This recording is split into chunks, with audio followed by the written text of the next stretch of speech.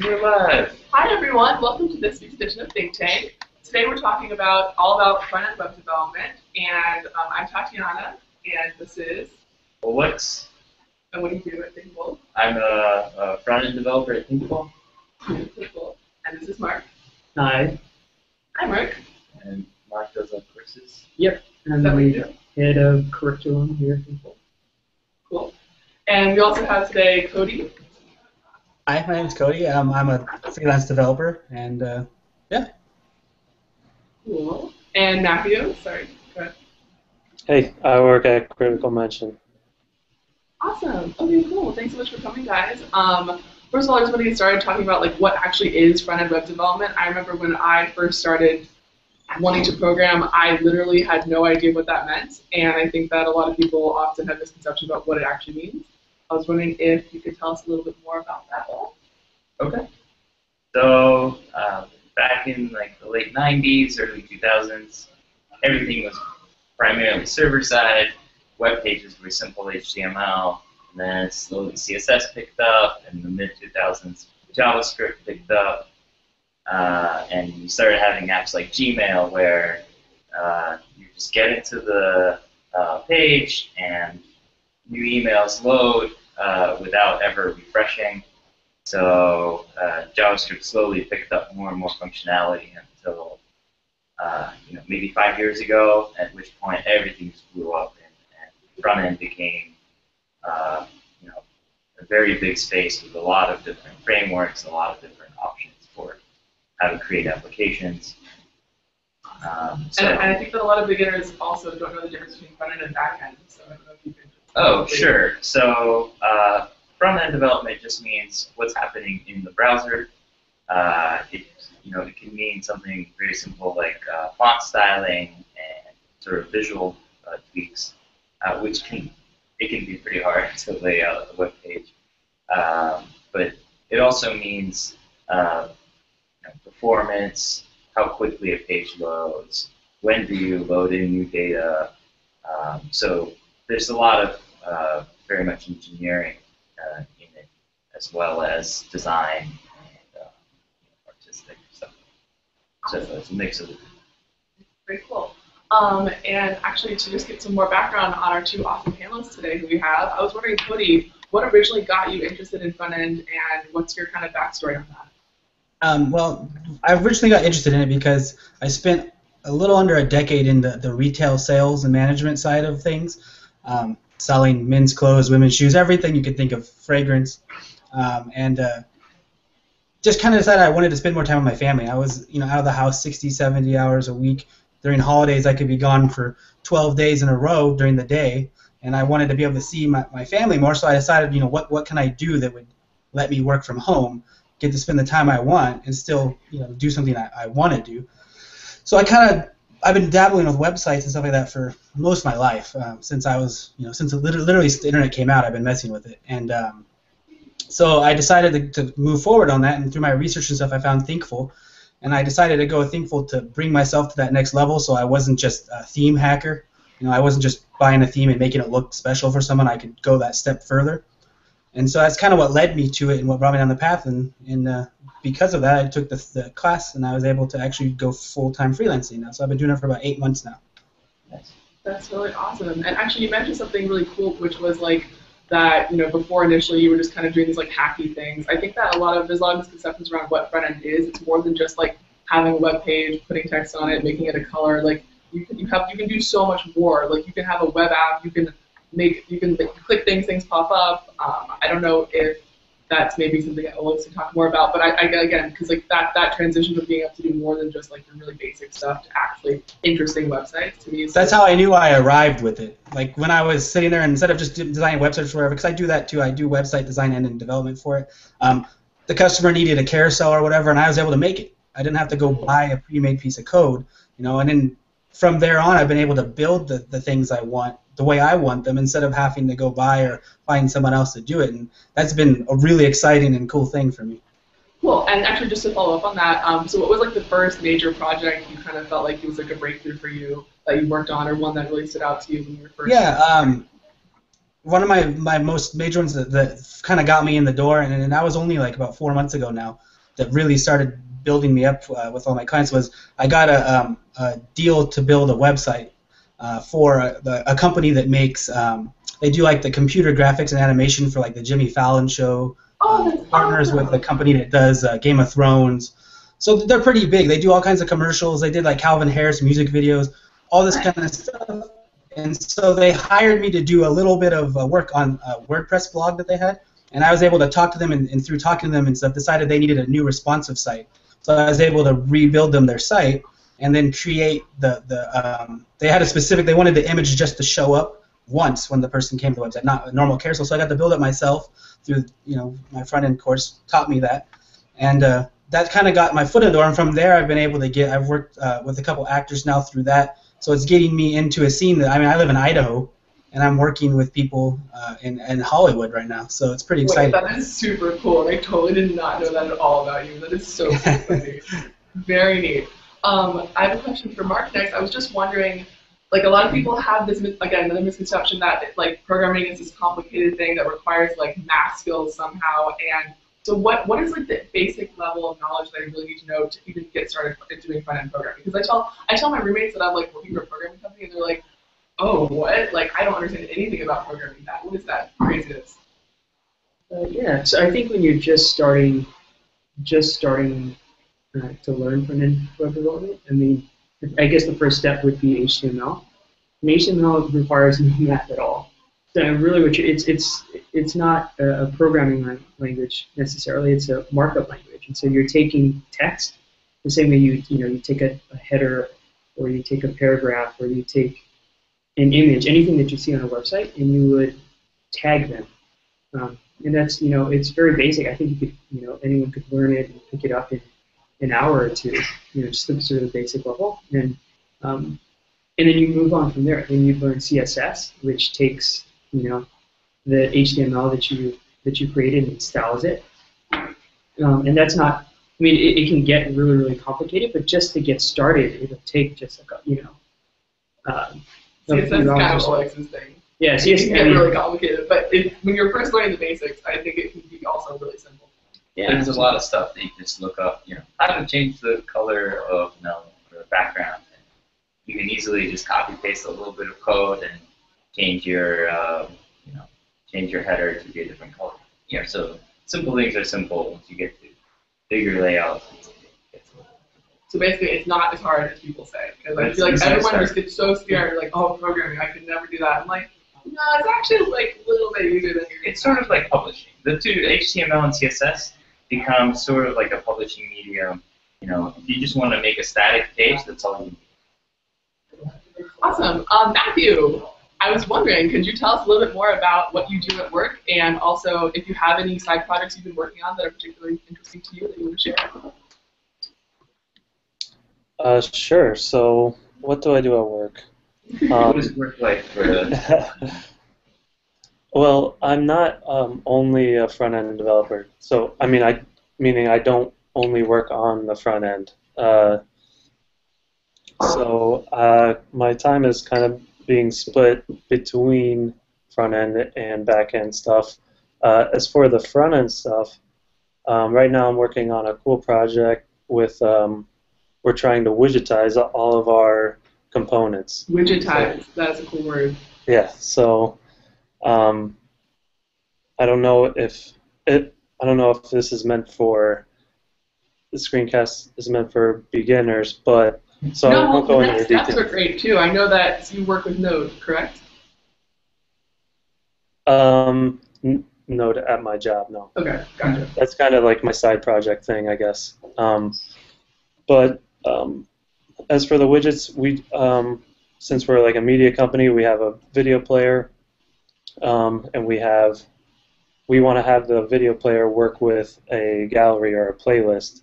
So basically we'll eventually have more widgets, like search widgets and whatever, and we want all of the widgets to work with each other. Wait, can I ask like a really dumb question? Like, sure. What is a widget? I kind of get it, but like, can you get a little bit more technical just for fun? Sure. So a widget is really just an iframe, It's just like a mini web page, I guess, that you embed inside of your web page. So your web page is made of many little tiny web pages. So yeah, that's the current project I'm working on. So sort of on the engineering side, you're reusing the code. You're making sure that your code is usable in a lot of different contexts. Right, and setting up the framework for all of them to, the protocol for all of them to follow so that they can interact with each other. Sounds like that's like the next step after you conquer like the front end world. Yeah. Really cool. So yeah, that's what I'm working on now. As for side projects, I don't think I really have any side. I mean, they're not super interesting, and they're not related to the front end, so I don't really have any front end side projects. No worries. Yeah, sorry. No, it's totally fine. I actually, Cody, I don't know if you have anything interesting. I even have a side project, but like I'm not really interested in learning, so I'm not like a super big developer yet. Obviously, someday.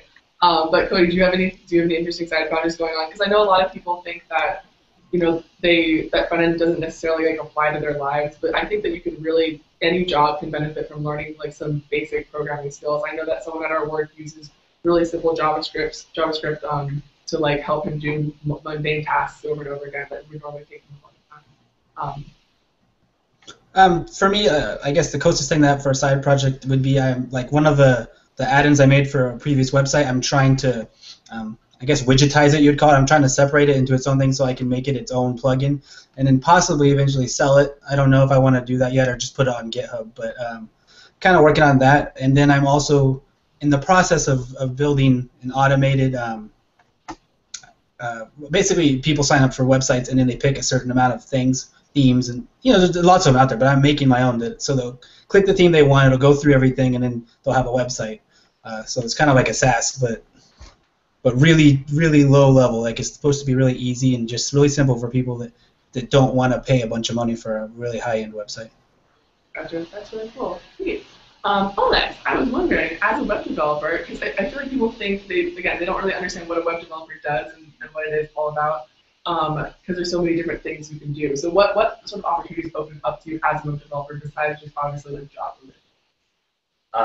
Besides Java, so a lot of times you have friends with ideas. A friend of mine had an idea for like a jump rope workout routine, and you kind of get a lot of people coming up to you and being like, "Hey, Olex, I need a website for this and that." So you get kind of your pick of. You can almost like invest your time into your friends and like help them and do a lot of great stuff like that. Job-wise, obviously there's amazing prospects for web development. There's a statistic that's been flying around for years saying that by 2020 we're going to have 1 million person deficit in programmers.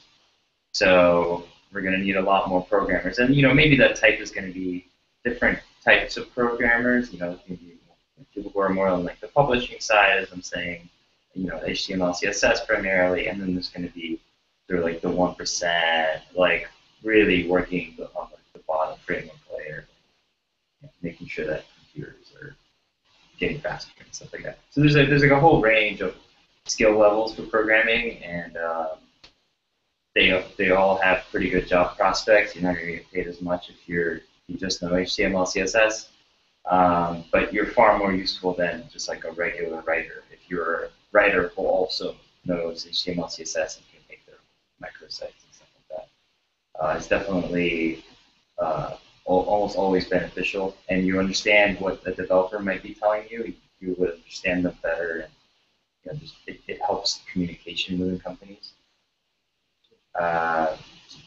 You want me to cover something else?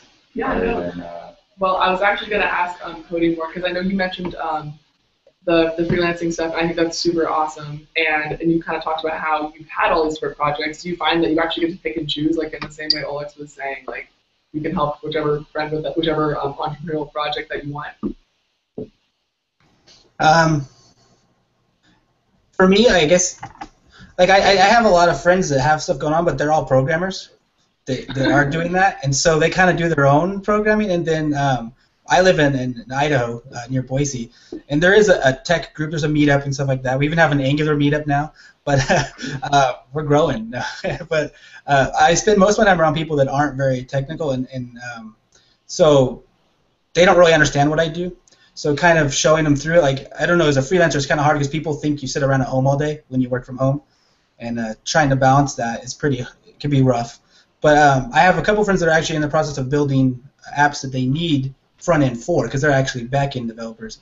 And so I've been partnering with them, and we'll see how it goes. But for me, it's learning new stuff, so it's exciting. Like, I get to learn a different type of way they do everything, because they're doing everything in Microsoft, like .NET and stuff like that. So it's been kind of exciting. That's very cool. You help your developer friends too. It's not just. No, I think the collaboration part is super awesome, which is something that I didn't realize before I worked for Thinkful. Like how like it's like being a developer doesn't mean sitting in your basement by yourself. It means like working with a team and like doing awesome projects together. Which is, Reading code. Yeah. A lot of fun. That's awesome. Yeah, Cody, you mentioned the concept that people just like don't understand what you do. I'm actually really fascinated by that transformation, which like kind of happened to me, being like I don't understand anything about programming, and then going to like, wait, this is an amazing tool. I can do so much with this. And I feel like Mark might have some interesting thoughts on like talking about the progression from being someone who doesn't actually understand anything, and then kind of feeling that empowerment that you're like, I have these tools, now I can do whatever I want, whether it's an entrepreneurial idea or like helping other people or even freelancing. How have you seen like students progress through that? Sure. Yeah. I think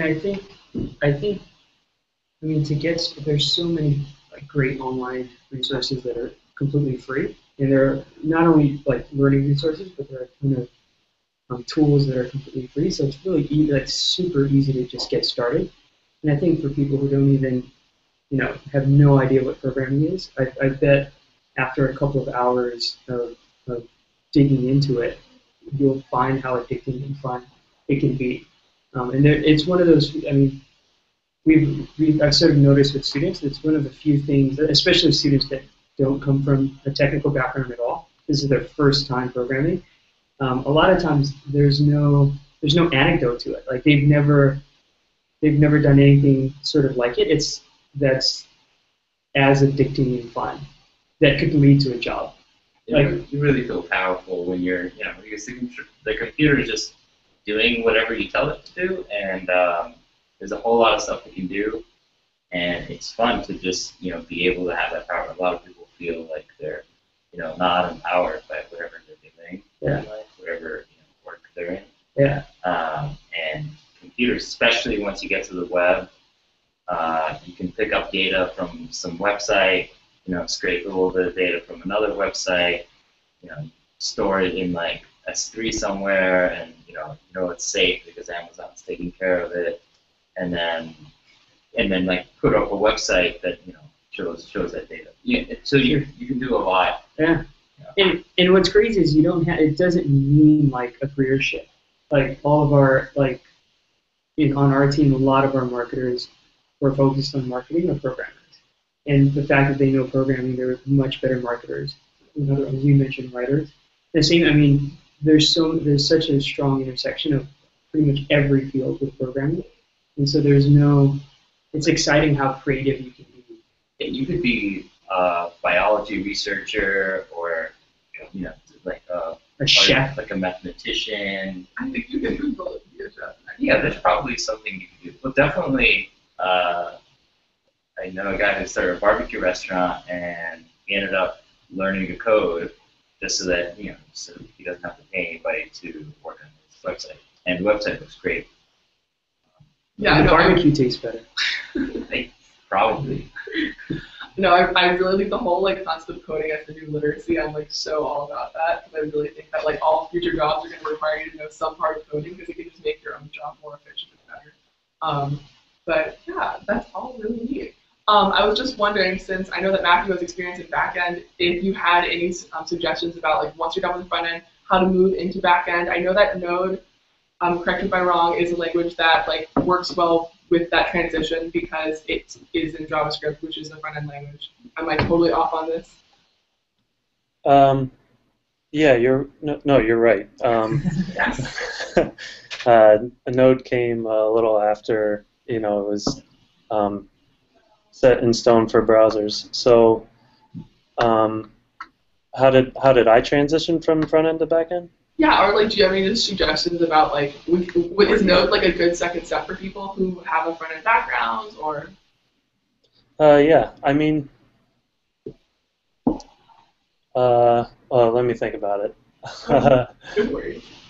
I mean, as far as making the language transition as smoothly as possible, it doesn't get any better than, JavaScript, keeping the same language.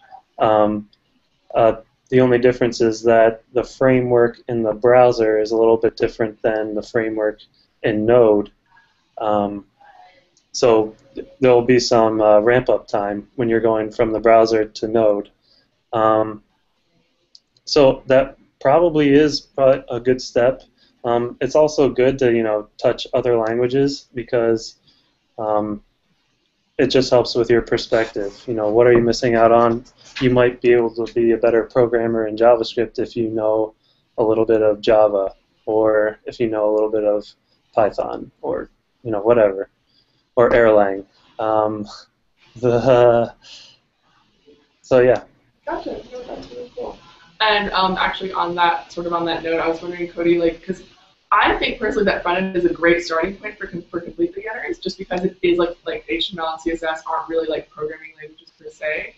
I was wondering if you had any thoughts on that, since like I'm assuming that was the first. Was that the first language that you learned, which was like did you start in front end, correct?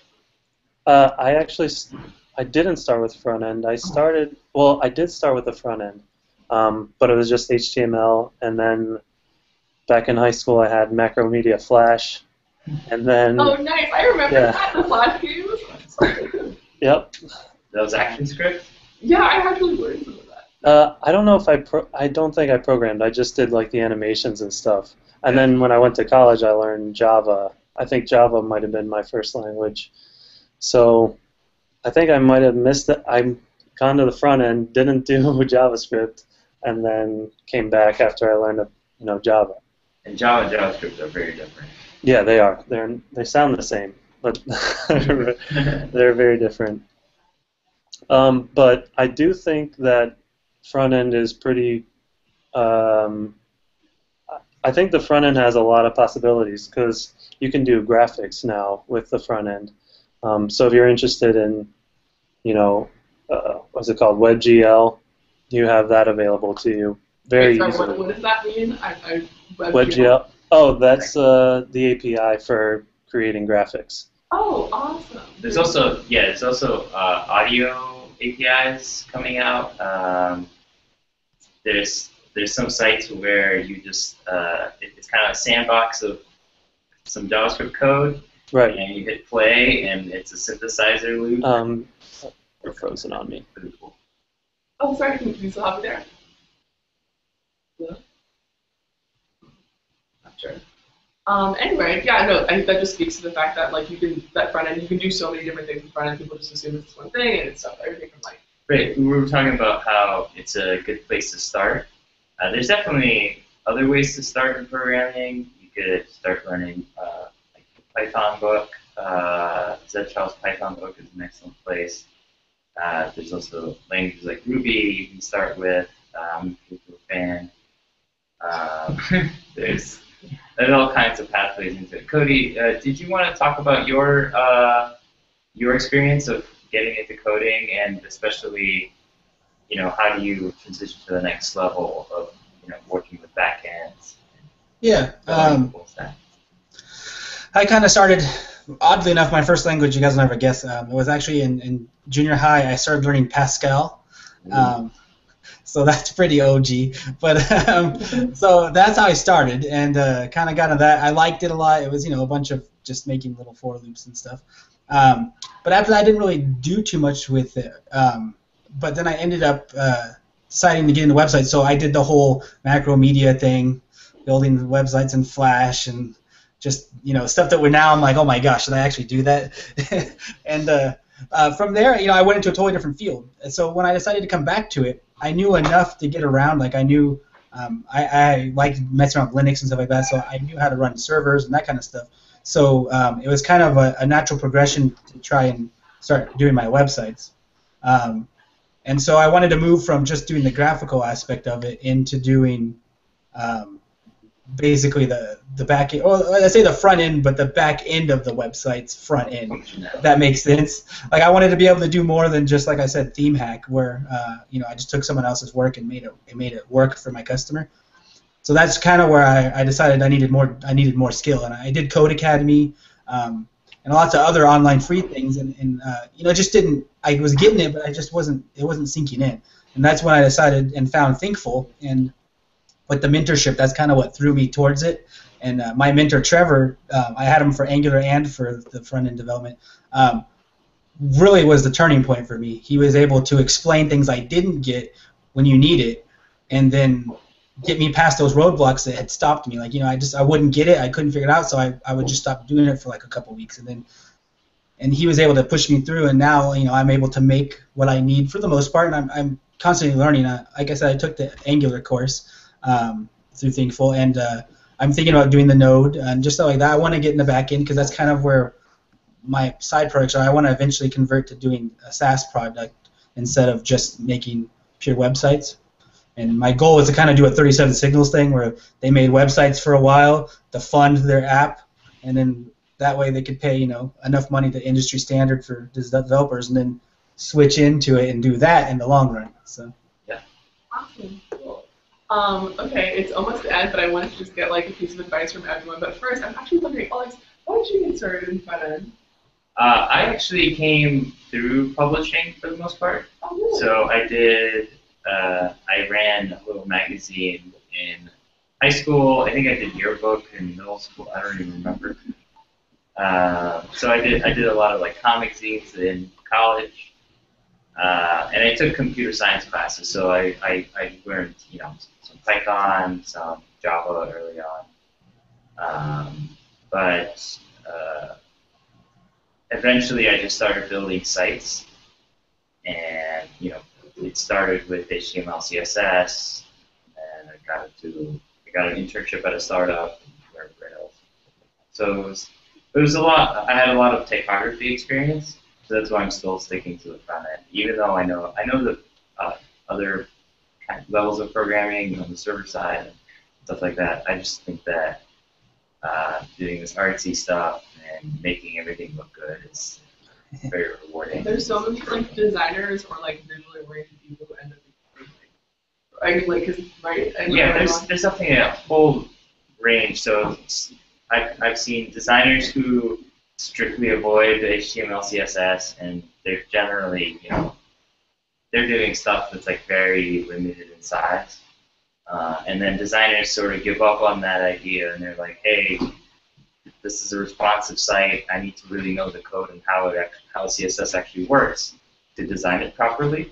So there's a lot of designers coming into front-end development now, and really taking a strong hold of like their. It's really a design domain, the front end. There's, as Cody was saying, there's kind of a back end to the front end of how everything works. Organizing JavaScript, making it good in engineering and programming sense, and that takes a lot of skill and a lot of experience to get really good at. But you can certainly start at a low level. Start with the publishing side of it, how things look, and then slowly build up functionality layer to layer until you're getting to things like Angular, which are these needs of organizing applications. One of the options you would have to organize something like really big, something like Facebook, or if you were to make it the next Gmail. And you can start with front end and then build on those skills. Okay. Yeah. So Angular is like the top of that. There's also Ember, maybe a couple others, React by Facebook. Between those three frameworks, if you know one of them, you're in the top of people who are good at doing functionality side of front end. So That's really cool. Yeah, I just wanted to ask everyone for a last bit of advice or like something like some empowering moment you had in coding. For me, when I learned what an API was and how to use it during my front-end class, my mind was like so what blown. was the API? I used Google Maps for my first project, which was super cool, but I was just like, there's all this information and anyone can access it. To me, that was like such a cool moment. But yeah, I don't know if Mark either have like a cool moment or any advice in general. Cool moment. Cool moment. I think, I mean, it's not as exciting as learning about APIs, but I think a cool moment was just the first time I was using Firefox at the time, but the first time I used Firebug, Oh, yeah. that was definitely that was a really cool moment. Developer tool. Yeah, just developer tool. Yeah, Chrome developer tools, but just in-browser developer tools that were real time. That was definitely exciting. Yeah, like seeing what files it pulled. I had that moment. Yeah. How about you? Oh, okay, sorry. Yeah, Cody.